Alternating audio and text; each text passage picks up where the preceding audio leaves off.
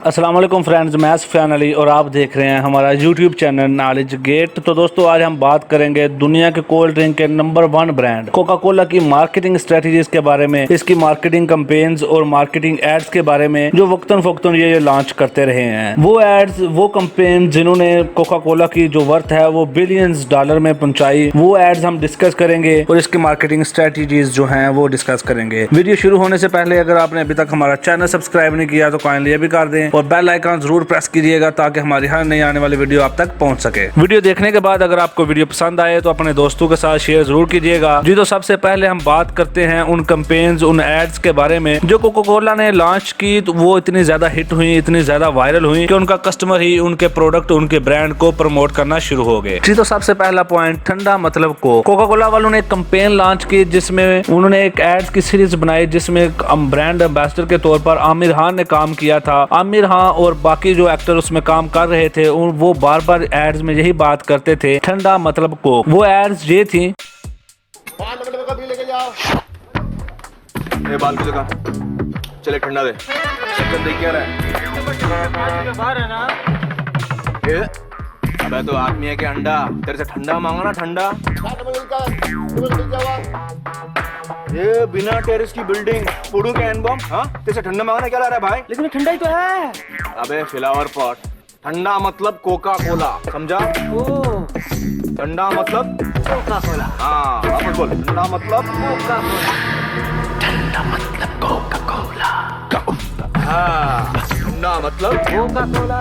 हाँ ऐसी और भी बहुत सारी छोटी छोटी एड्स बनाई गई थी जिसमें बार बार यही कहा जाता था कि ठंडा मतलब कोक। अब इंडिया में जितने भी छोटे छोटे होटल हैं वहां पर लोग जाके यही कहते हैं कि ए छोटू जाओ एक ठंडा लेके आओ। तो उनका मतलब यही था कि जब भी कोई ढाबे पर जाकर या छोटे होटल पर जाकर बोले कि ठंडा लेके आओ तो उसके माइंड में, वेटर के माइंड में या फिर वहाँ जो वर्कर काम कर रहा है उसके माइंड में यही आए कि ठंडा मतलब कोक। इसके अलावा आप अगर आप इंडियन की मूवीज वगैरह देखते हैं तो वहां पर लोग यही कहते हैं कि आप ठंडा लेंगे या कुछ गर्म। तो उसका मतलब यही था कि जब गैस जो है वो कहे ठंडा तो जो मेहमान नवाज है उसको समझ में आ जाए कि कोक लेकर आनी है।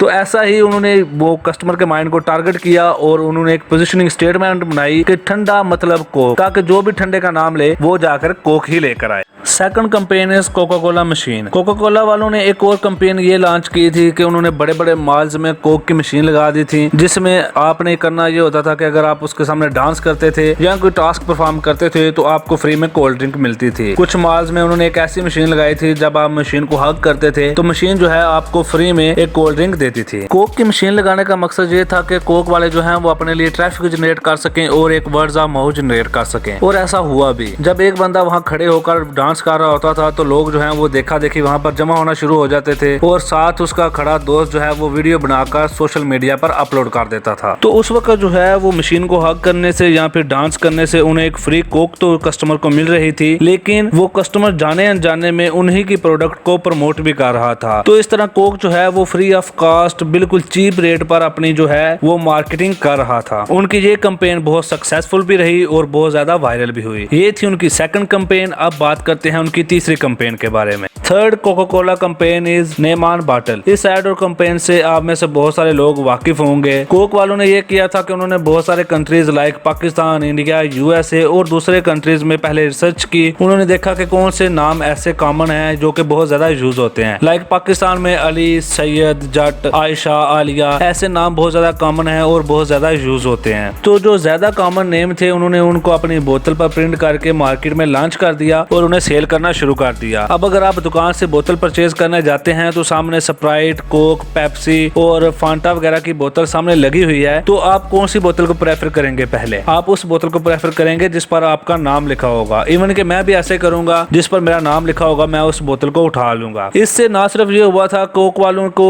मींस कि उनकी उस वक्त बोतल सेल हो रही थी, बल्कि कोक वालों की जो है वो फिर से एक वर्ड्स ऑफ माउथ जनरेट होना शुरू हो गया था। अब देखें, जो भी अपने नाम वाली बोतल परचेज करता था उसे जब जब भी कोई पार्टी कर रहा होता था, मीन्स के अगर मेरी बर्थडे है, सुफियान की बर्थडे है, तो सामने सुफियान के नाम की बोतल पड़ी हुई है, तो जब उसकी पिक लेकर सोशल मीडिया पर अपलोड करेंगे तो कोक की बोतल के साथ में एडवर्टाइजमेंट भी हो जाएगी। तो ऐसे ही जब दोस्तों की गैदरिंग होती थी तो वो सारे अपने अपने नाम वाली बोतल को इकट्ठा करते थे और उसकी पिक बनाकर सोशल मीडिया पर अपलोड कर देते थे, जिससे हुआ ये कि फिर से एक दफा जो है वो वर्ड्स ऑफ माउथ जनरेट हुआ और उनके जो कस्टमर थे वो ऑटोमेटिकली खुद ही जो है वो कोक की बोतल को वायरल करना शुरू हो गए, उसकी ब्रांडिंग करना शुरू हो गए। जी, ये थी number 3 campaign of Coca Cola. अब बात करते हैं नंबर 4 की। आप में से बहुत सारे लोगों ने कोक स्टूडियो का नाम सुना ही होगा, बल्कि जो लोग सॉन्ग सुनते हैं वो तो कोक स्टूडियो से जरूर वाकिफ ही होंगे। तो आप में से बहुत सारे लोग ये जानते हैं कि कोक स्टूडियो के लास्ट ईयर जो है वो बहुत ज्यादा सॉन्ग्स हिट रहे। तो अब आप देखें, ये भी कोक वालों की एक मार्केटिंग स्ट्रेटेजी थी। जैसे आप देखें, उनके जो सॉन्ग पर मिलियंस ऑफ व्यूज आते हैं और जब उनका कोई सॉन्ग हिट जाता है, जब वो अपने दोस्त को वो सॉन्ग रेफर करता है कि यार ये सॉन्ग सुनो, कोक स्टूडियो वालों का एक सॉन्ग आया, तो वो आप सॉन्ग को जो है वो सजेस्ट नहीं कर रहे होते, आप साथ में कोक वालों की एडवर्टाइजमेंट भी कर रहे होते हैं। आप उसे बता रहे होते हैं कि यार कोक स्टूडियो में ये सॉन्ग आया है। तो मार्केटिंग स्ट्रेटेजी उनकी ये थी कि अब जब उनके एक सॉन्ग पर मिलियंस ऑफ व्यूज आ रहे हैं तो उनका जो कस्टमर है वो खुद ही अपने दोस्तों को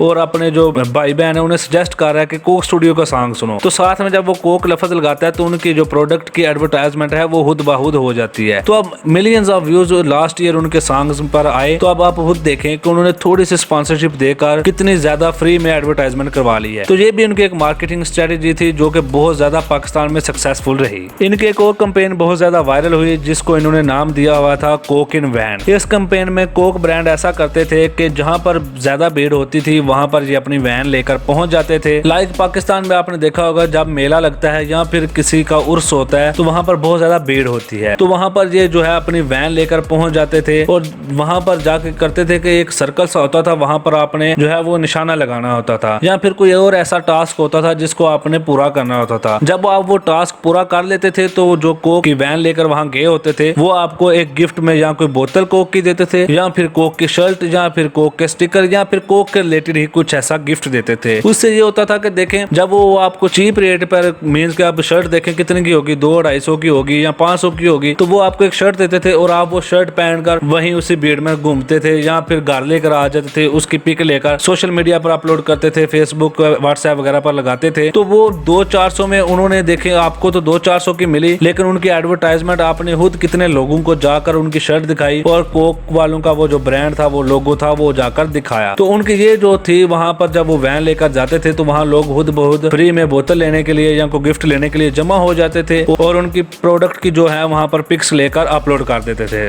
तो इस तरह इनकी ये कैंपेन भी बहुत ज्यादा फेसबुक पर और सोशल मीडिया पर वायरल हुई और इन्होंने इस कैंपेन से भी बहुत चीप रेट पर अपनी एडवर्टाइजमेंट की थी। जी, ये थी मार्केटिंग कैंपेन्स और मार्केटिंग एड्स जो कि कोक यूज करता आ रहा है। अब बात कर लेते हैं इनकी दूसरी मार्केटिंग स्ट्रेटेजीज के बारे में जो कि दूसरे ब्रांड्स में भी बहुत ज्यादा कॉमन होती हैं, लेकिन इनकी थोड़ी सी हटके हैं। जी, तो नेक्स्ट स्ट्रेटेजी थी जो कोक यूज करता आ रहा है, same taste, same price and same logo. जी, तो सेम टेस्ट, अगर देखें आपको कोक का टेस्ट यहाँ पाकिस्तान में, गुजरात में कोई और मिल रहा है, लाहौर में कोई और टेस्ट मिल रहा है, तो आप जो है वो इससे सेटिस्फाई नहीं होंगे। आपको लगेगा कि यार ये कोई लोकली बंदा बना रहा है इधर भी और उधर भी। तो अब आप में से बहुत सारे लोग ये बात भी जानते ही होंगे कि जो कोक बनाने का फार्मूला है वो आज तक जो है वो चंद ही लोगों को पता है, जिसकी वजह से जो है इसका टेस्ट भी जो है वो कभी भी चेंज नहीं हुआ। जो डे 1 इसका टेस्ट था वो भी और जो आज टेस्ट है वो भी सेम ही है। और आप इसके अलावा पूरी दुनिया में कहीं भी चले जाएं आपको कोक का टेस्ट जो है वो सेम ही मिलेगा। ऐसा नहीं कि पाकिस्तान में कोई और टेस्ट है और यूएसए में कोई और है। तो इससे ये होता है कि जब टेस्ट सेम होगा तो कस्टमर जो है वो ज्यादा सेटिस्फाई रहेगा और आपके ब्रांड के साथ जो है वो लाये रहेगा। इसके अलावा कोक की प्राइस जो है वो 70 साल से चेंज नहीं हुई। जी हाँ, अगर चेंज हुई भी है तो बिल्कुल माइनस ही 5-10 रुपए तक चेंज हुई है, वरना इसके प्राइस में जो है वो ज्यादा फ्लक्चुएशन नहीं आई। कोक ने अपनी प्राइसिंग स्ट्रेटेजी जो है वो ऐसे रखी हुई है कि वो कंज्यूमर के लिए अफोर्डेबल भी हो, कस्टमर को ये भी ना लगे कि ये बहुत ज्यादा चीप है। अगर ये आप अपने गेस्ट के सामने रखेंगे तो वो आपको गरीब या फिर कंजूस समझेगा। आपने पाकिस्तान में गोरमे का नाम तो सुना ही होगा, तो गोरमे के फ्लॉप होने की सबसे ज्यादा बड़ी वजह ही ये थी कि वो चीप रेट पर मिलती थी और जो भी बंदा उसे परचेज करता था, देखने वाला उसे यही कहता था या तो ये गरीब है या फिर ये कंजूस है। तो अगर अब वही बोतल आप अपने मेहमान के सामने, गेस्ट के सामने रखते थे तो मेहमान भी यही समझता था कि यार इसने मेरी खातिर में कंजूसी की है या फिर इसके पास पैसे नहीं थे। तो लोग जो है वो आहिस्ता आहिस्ता उससे दूर होना शुरू हो गए और उन्होंने गोरमे जो है वो परचेज करना ही छोड़ दी कि यार इससे हमारी जो है वो